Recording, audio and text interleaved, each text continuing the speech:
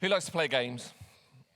Yes, we've got a yes there. Excellent. Who doesn't like to play games? Like people not fans of games? It's okay. You don't have to. Yeah, that's great in your household then. Like Pete loves it. Fiona doesn't. Anybody watch the Traitors final this week? I watched. I have to say I was addicted to that. I mean that Traitors is based on a game we used to play years ago called Mafia. Anybody play Mafia? Those things. Yeah. It's just I love playing games. We're getting up to a time of Christmas where a big part of Christmas is games that we play. People play games at Christmas. Who plays like non-board game related games like charades and stuff like that at Christmas? People do that? A few people? Yeah, that's good. We play a game at Christmas that's a variation on the chocolate game that you play at kids' parties. You know that one you roll a dice, and if you roll a 6, you have to put a hat on and gloves and a scarf, and then you get a knife and fork and you have to sort of cut up a chocolate bar. Great game. It's like kind of. So we do a variation of that, which is a bit like pass a parcel. So there's a parcel that's wrapped up, and you roll a 6, you have to put a hat on and gloves and scarf and like mittens or oven mitts, and then unwrap this present. And the problem is Louise goes really competitive in this, my wife, and when she sets it up, she wraps it in so much sellotape that's impossible to get this thing off. Now, I would like to add that we do play this game with extended family. It's not just Louise and I playing this game with our kids looking on, like rolling their eyes at us. But yeah, we like to play those games. We also play classics like Monopoly. Who likes Monopoly? A few people. I love Monopoly, destroying marriages and friendships since 1935. We once had a game of Monopoly, and it got so heated that we didn't play it again for 10 years. And we still talk about it. Well, no, we don't talk about it, but we do talk about it. Those sort of things. But, that's the thing about games. You have that competition, and it's part of it. Sometimes it does get a little bit heated. We have a rule in our family when we play games. It goes like this. It doesn't matter who wins. It's a good rule, isn't it? It sounds nice. That's right, isn't it? Because we don't play games for the competition. We play games for the connection, right? Yeah? Is that... Okay. See, this isn't the end of the rule in our house. Our rule goes, it doesn't matter who wins as long as Dad loses. When we play games at home, the whole family gang up on me so that I lose and somebody else wins. And they probably do that, to be fair. They probably, I don't think it's fair, but to be fair to them, they probably do it because I always win the games. And if I'm honest, it's probably because of comments like that they came up with this rule in the first time. And Louise has to remind me what the point of the game is. The point of the game is family fun time. The point of the game isn't for me to go, in your face, loser. And I've learned not to do that to my wife. There you go. But hands up if you would class yourself as competitive, or other people would, as quick. That was quick, but they beat you at the back there. You were not quite the first. Some of us are competitive. Some of us, hands up if you are competitive, but you say you're not competitive. That's my wife. She hands her down. She is so competitive, but she says she's not competitive. In those things. Many of us are like that. No, I'm not competitive. Like this. But I think it's okay to be competitive. I think competition in sport and games is a good thing. I think it teaches stuff. I think it's okay in some aspects of life to have winners and to have losers. That's okay. It's a good thing. It teaches us stuff. And actually we have to learn how do we be good winners and how do we be good losers in all that. The problem is with competition is that there's a problem when competition moves beyond the Monopoly board or the football pitch. We enjoy watching people compete in those arenas of life. We enjoy watching people, we enjoy watching England beat Fiji. That was great yesterday. We enjoyed watching Liverpool beat Aston Villa last weekend. That was great. I'm going to enjoy watching, I don't know if Liverpool will beat Man City this afternoon, but that's okay. That's why I'm to do that. But there's an aspect of life, there's an arena of life where actually we shouldn't play games, where we shouldn't compete. There's an arena of life where competition should be off limits, and it's the arena of relationship. Because when it comes to relationships, a game that requires a loser is a game that nobody wins. A game that requires a loser is a game nobody wins. So let's just think about it like this. Have you ever won an argument? So think about like whether that's at home, with your family or with friends. Have you ever won an argument? And you might be thinking, well, yeah, I've won an argument. There was that time that I proved that I was right and that they was wrong. Or there was that time that I delivered that killer line, that killer blow that totally shut the argument down. It shut the conversation down. I won the argument. But let me ask you this. What did you win? Think about it. As in, yeah, I might have won the argument, but what actually did you win? Yeah, you proved that you were right. Maybe you proved that you were in the right. Congratulations. You now get to sleep in the spare room. Or you might have shown to your kids that you were right and that they were wrong. Congratulations. Now your son doesn't want to be around you anymore. We might think I win the argument, but actually what is it that we win? You won the argument, but now your friend thinks you're a jerk. When we think about it like this, what is it that we win? When we play a game of Uno, after the end of the game, what we normally say is, let's play again. That was fun. Well done, Mum. Well done, Dad, or whoever. And they never say that when I win. They're like, oh, let's play again because we want to beat you. That's what happens. Let's play again. Now, you don't do that with Risk or Monopoly because it's now 3 a.m. and you want to go to bed. But generally, when you play a game, we say, let's play again. Let's play again. You don't do that after an argument. You don't say, oh, good game, let's go again. Best 2 out of 3 in those things. When we compete with one another in the arena of relationships, we don't want to play a game. Actually, you might win the game, but you've lost the relationship. When we go on holiday, we like to play games whilst we're out there. So there's a couple of card games we love. Sky Joe. Have you played Sky Joe? Yeah, Dom likes a bit of Sky Joe better than a Bible trivia game. They cheated, by the way, just like to say. So we played things like Sky Joe or Six Nimmt. It's a great game. Sky Joe and Six Nimmt, people from within FBC have introduced us to it. So we'll take those games, we'll play them. And my non-competitive wife will keep a running score throughout the holiday. She's not competitive at all.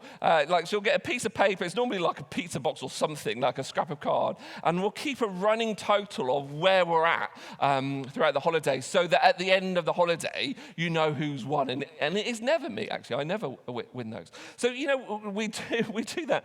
But Louise doesn't keep a running score of who's winning in arguments, or at least I hope she doesn't do that. Because that would be odd, wouldn't it? It would be destructive to do that. So let me ask you this question.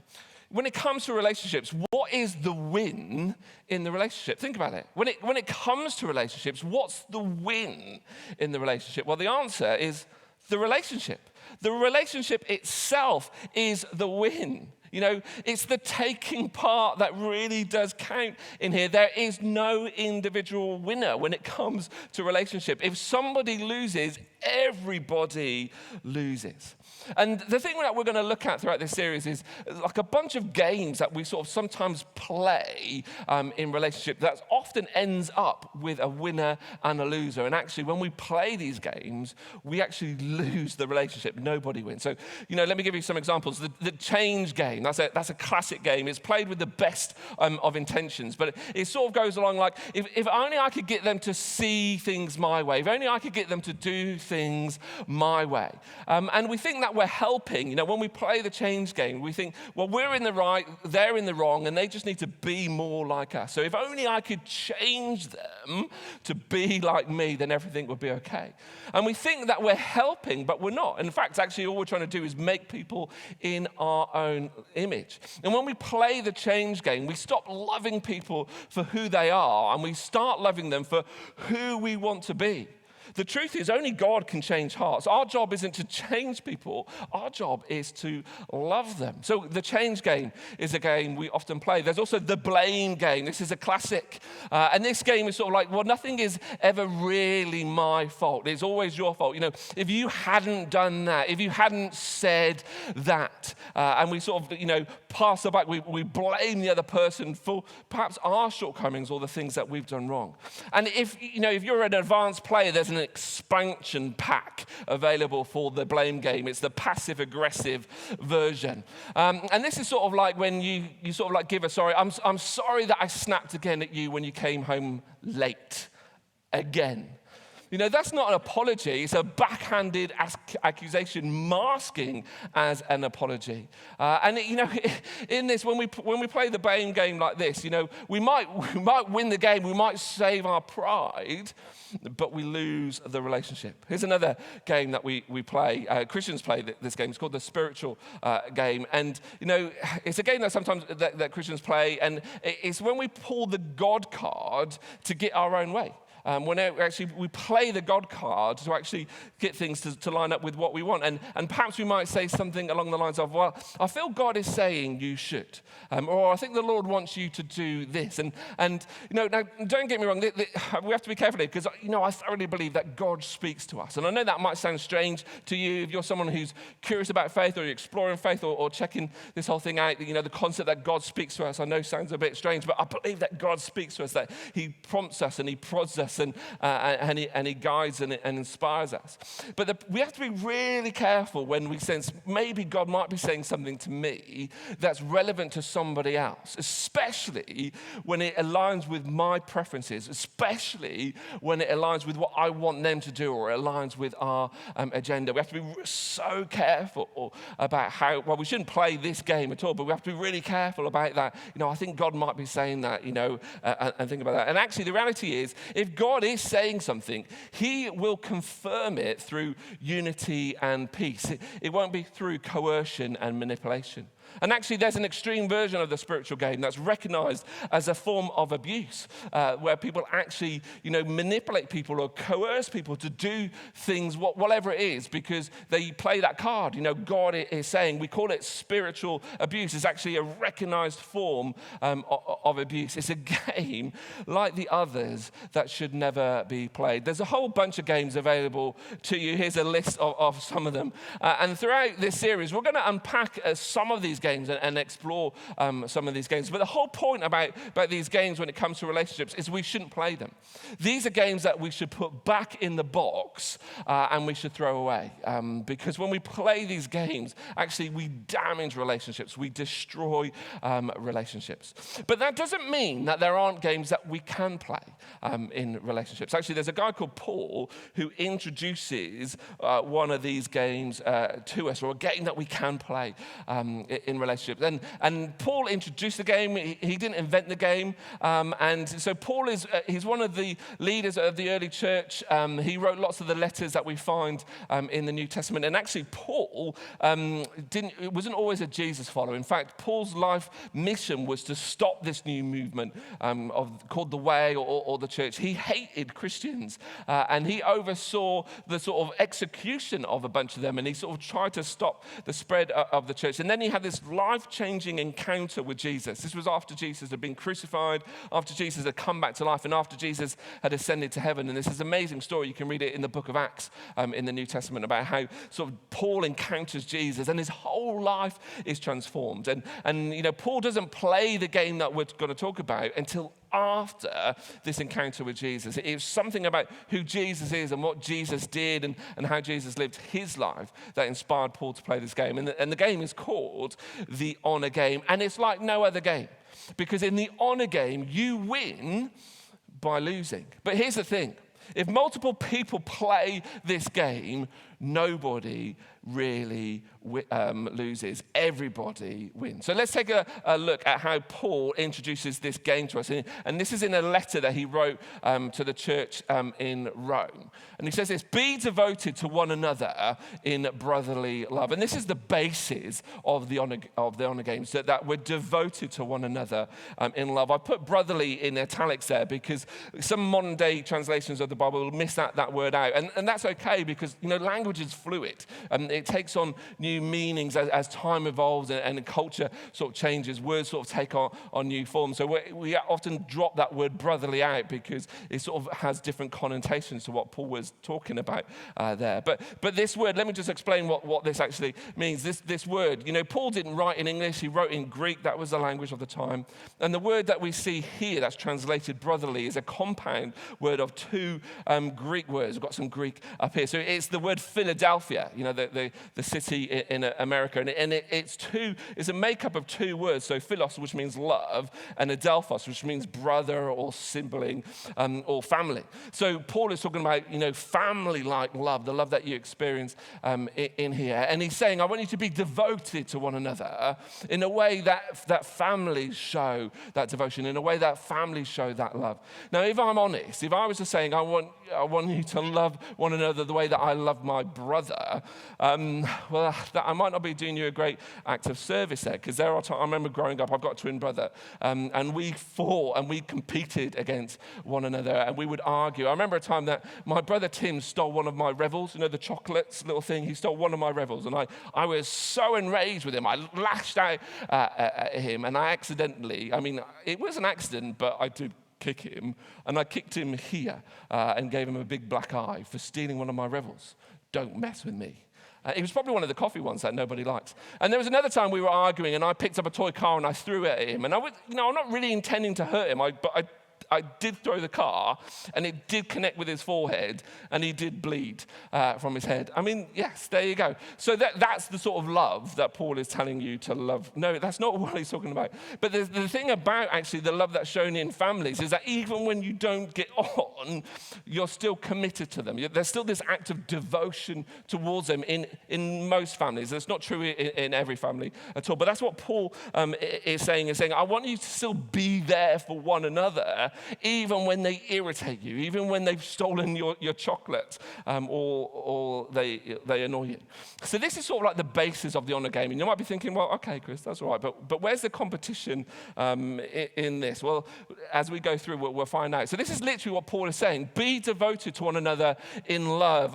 Honor one another above yourselves. Be devoted to one another in like that family-like love. Honor one another above yourselves. And as we start to look into here, that's our word for the honor game. We start to understand what Paul is talking about. Again, there's some words in here that we sort of need to understand, take a closer look to what Paul is saying about honoring one another above ourselves. And again, here's some Greek words. So this is literally what Paul says in this sentence. He says, I want you to give honor one another going before. And this word, again, needs a little bit of dissecting. There's another compound word that's sort of made up of two words. So pro, which just sort of means before. We see that quite a lot. And then hegemoni, I can't do Greek, which means sort of like to lead or to guide. And so this is literally what Paul is saying. There's a point to what I'm talking about. He's saying, I want you to be devoted to one another with family-like love.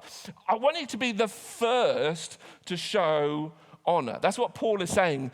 So the game, the competition is that we are the first person to show honor to the next person wins the game. And this is not about waiting for them. It's actually, we go first. Paul says, I want you to be devoted to one another in family-like love. And as you do that, I want you to be the first one. I want you to compete with one another, to be the first, to show honor and to show love and to show devotion and to show respect to that person. Because, when we go first, when we take the lead, we win. And when we do that, when we win, well, they also win as well. This game is just life transforming. We were able to play that, not waiting for them to show us honor and then we reciprocate it. No, irrespective of what you've done, I'm going to be the first person here to show you honor. I'm going to be devoted to you with family-like love. I'm going to be committed to you, and I'm going to respect you and honor you. And in another letter that Paul wrote to the church in a place called Philippi, he gives us some more instructions, sort of a deeper dive into this game. Let's take a look at it here. It says, do nothing out of selfish ambition or vain conceit. And I think most of us, if not all of us, have already lost the game because we do many things out of selfish ambition or vain conceit. Often the things we do is because we want to get something out of it. We do this because of what it comes to us.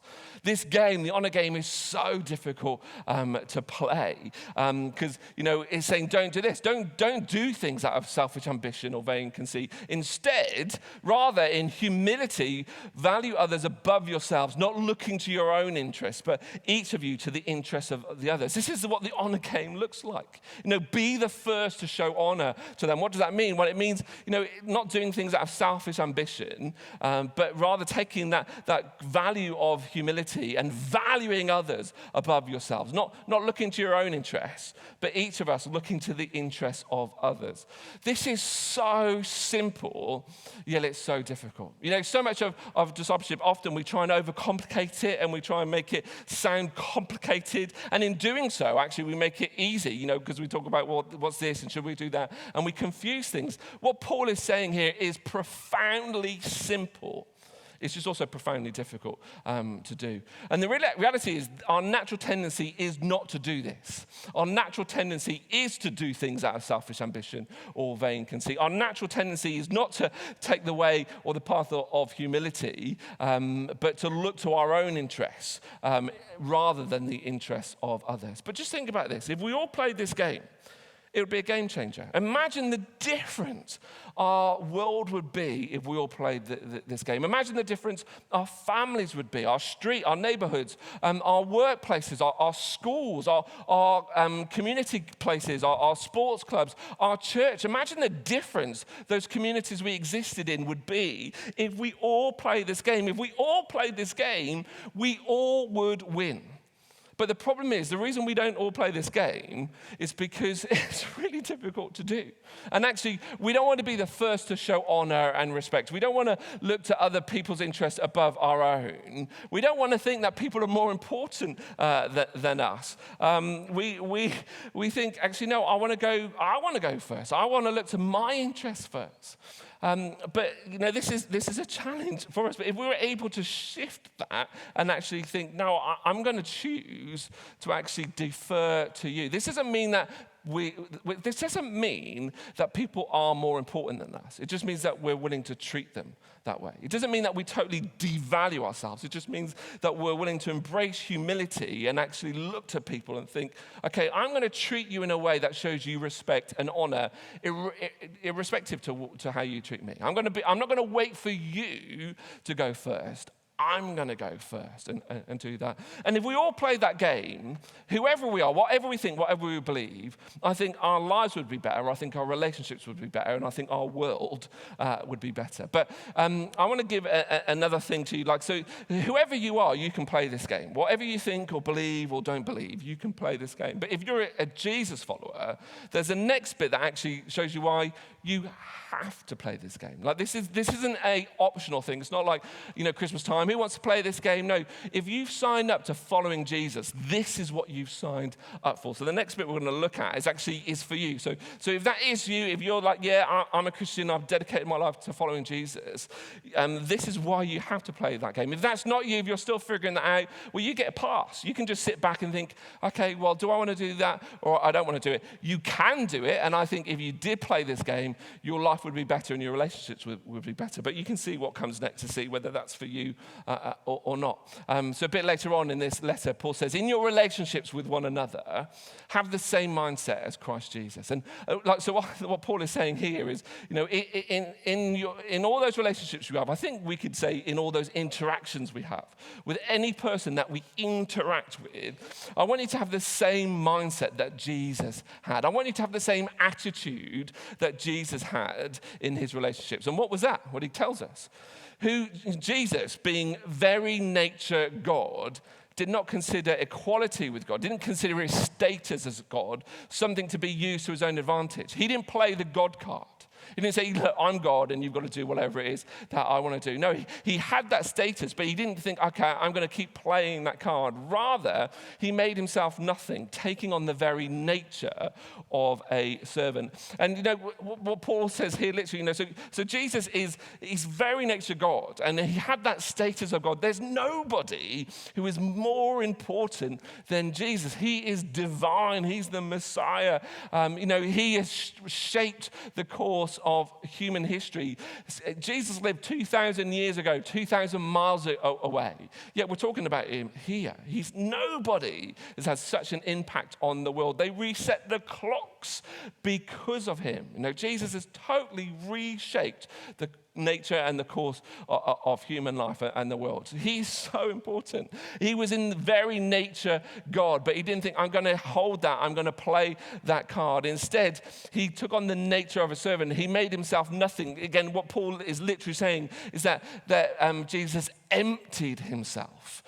He took all of that stuff, he emptied it, he poured it out so that he could pour in this nature of a servant, this attitude where he was willing to serve. And he talks about humility, but Jesus didn't just talk about humility, he modeled it. There's a great example, there's so many examples as you flick through the pages of the New Testament and the Gospels. You see just amazing things that Jesus did. But I want to tell you an example, really quickly share an example of where Jesus played the honor game in a moment that shocked everybody. And it was the night before he was arrested. So he's celebrating this Passover, this Jewish festival, and this meal with his close friends, his disciples. And they're all gathered around a table. There we go. Leonardo was there to paint the picture for us so we know what happened on there. And the things about the culture that we forget or we don't necessarily understand is, people didn't have nice Timberland boots or Nike Airs there, open-toe sandals or all that sort of stuff. And they didn't have nice pavement and stuff. The roads were dusty and dirty. So as you walked everywhere, because again, you couldn't get an Uber, your feet just got covered in dirt. And when you'd go into someone's home, there would be a servant there who would wash your feet, just to make your feet clean again. And nobody really wanted to do that job. It was the lowest of the low, So that job was reserved for the lowest ranking servant. But on this day, they gather in this it wasn't like that at all, in this place. And there's no servant there to wash their feet. So they're gathered around the table, which means actually in Jewish culture and Jewish customs, somebody's got to go and do this. It's part of their tradition, it's part of their heritage, part of their culture. And I imagine everybody's aware of this. Somebody's got to wash feet, but I'm not doing it. No, it should be you. No, I'm not doing it. Maybe everyone's looking down like this because nobody wants to be the one to go first. Nobody wants to be the one to do that. And in the end, Jesus, the teacher, the Lord, the one who shouldn't have to, did. He gets up from the table and he takes off his outer robe and he bends down at each of their feet and he washes their feet. Imagine that scene, that you're sitting there and the Son of God, God himself, is cleaning the dirt from between your toes. Jesus didn't just talk about humility, he modeled it. And then he said something amazing, that I, your Lord and your teacher has done this. You should do this to one another. I want you to treat others the way that I have treated you. And the amazing thing is that Jesus could do this easily because Jesus knew exactly who he was. Yes, he was the most important person in that room. But he didn't struggle to show humility. He didn't struggle to play the honor game because his identity was so secure in who he was and who, in his status as God, but more than that, in how God saw him. He was secure in himself, which made him free to be able to go and serve. The reason we struggle to play the honor game is because we don't have that same security in our identity. We want people to think that we're special and that we're important. We want people to think that we're the most important person in the room. And the most important person in the room doesn't do this according to our culture. That's not true. Jesus has modeled something very different. And actually, if we could only just be more secure in who we are, not in our own strength and our own ability and our own status, but in recognizing what God says about us. That if you believe in Jesus, if you're somebody who plays the honor game, You are a son and daughter of God. That you're an heir with Jesus, a co-heir with Jesus to the kingdom of God. That when the creator of the universe looks at you, says, that's my boy, that's my girl, I love them. I'm filled with pride for them. That when God looks at you, he doesn't see all the letters after your name that you put on your email signature of all the degrees or qualifications that you've got. He doesn't see, your tally and how well you're winning at Monopoly or Skyjo or whatever it is. He doesn't see all of those accomplishments. He just sees you as who you are, his son, his daughter, somebody who he loves. And to him, you're the most important person in the room. And somehow God is able to do that right now with almost 200 of us in a room, that he looks at each and every one of us. And to him, each and every one of us are the most important person in the room. I don't know how he does it, but he does it. And if only we could see ourselves as God sees us, that would give us that security in our identity, that we don't have to brag about our accomplishments. We don't have to show how important or powerful or special we are. We'll be free to serve like Jesus serves. And when we start to shift that, we don't have to struggle with playing this game. We can actually follow Jesus' example in playing the honor game. It's a game that when everybody plays, everybody wins. We're going to get the band back up as we wrap up this time, but I just want you to think, I want to invite you to play this game, not me, because Jesus invites you to play this game. Play, because this is what he did, that he showed honor to people who were below him. He was able to treat people as if they were more important than him. Nobody is more important than Jesus. It's not about saying, I am less than. It's just it's a willingness to say, okay, I'm going to defer to you. I'm going to look to your interests rather than always leading with my interests. And the reality is, if we embrace that mindset, we might actually treat people a little bit more equally, because our tendency is to look to ourselves first. And if we think, okay, I'm going to try and consciously look to other people's interests, we might do this. I don't think we'll ever get to that, but maybe there you go. That's the competition for the really advanced people. So this week, I want to invite you to play the honor game. I want to invite you to show people the honor that God has bestowed on them as a son or daughter of the Most High, as one of his kids who he dearly loves. So this week, why don't you find the opportunities to play this game? Be the first, go first in showing kindness. Go first in saying sorry. I want you to go first in showing gratitude and saying thank you. I want you to go first in giving honor to people.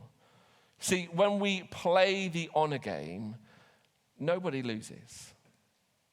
When we play the honor game, families get stronger. Friendships go deeper. Communities grow closer. And when we play the honor game, the world gets a glimpse of what Jesus is truly like. So let's be the ones that go first. Let's be the ones who give honor to others and treat others above ourselves. And let's play the game where everybody wins. Let me pray. Father God, I thank you so much for the example of Jesus, who being in very nature God, who had the status of divine, didn't hold on to that, didn't grasp that, didn't see it as something to be used to his own advantage. That he was willing to empty himself and take on the nature of a servant to look to our best interests. Lord, I pray that you would encourage us, that you'd inspire us, that you'd challenge us, and that you would equip us to do the same. Help us to see ourselves as you see us, and in so doing, be free to serve others the way that you've served us. Help us to play this game, to be the first to show honor. And as we do that, I pray that we will give people a glimpse of who you are and what you're like. Thank you, Lord. Amen.